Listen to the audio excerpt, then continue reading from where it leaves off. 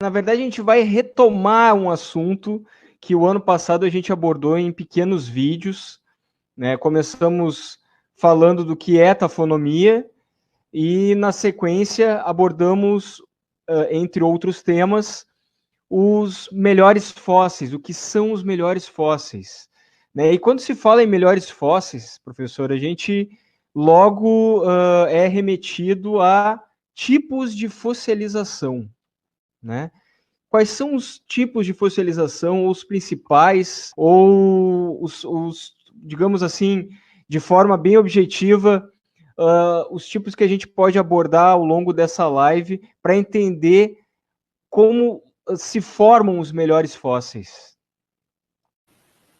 Bom, quando a gente fala de tipos, melhores fósseis, tipos de preservação, a gente está falando da qualidade, né, quantidade de informação original que o fóssil preserva em relação ao organismo quando era vivo.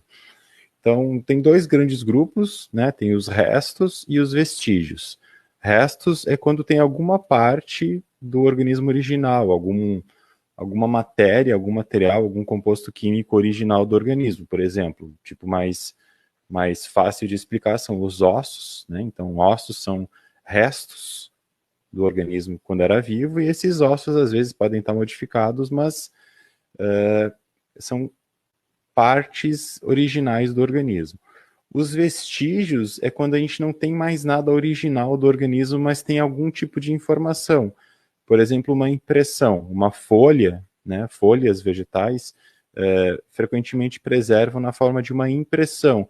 A gente consegue reconhecer a morfologia da folha original, né, as venações e às vezes até no nível microscópico mesmo, a gente consegue reconhecer inclusive estômato, por exemplo, densidade de estômatos apenas com a impressão que a folha deixou no sedimento, né, depois de compactado. Às vezes a formação de uma impressão de um vestígio ela passa transitoriamente pelo estado de resto, mas a matéria orgânica, todo o carbono que fez parte da folha é removido, levado embora e fica só a impressão. Isso também serve para estruturas tridimensionais, tipo conchas, né? Moluscos com concha, com frequência são preservados em impressões tridimensionais. Né? Nesse caso, eles são chamados de moldes ou contramoldes, moldes externos, moldes internos. Então, preserva a morfologia, a ornamentação externa, quando é um molde externo,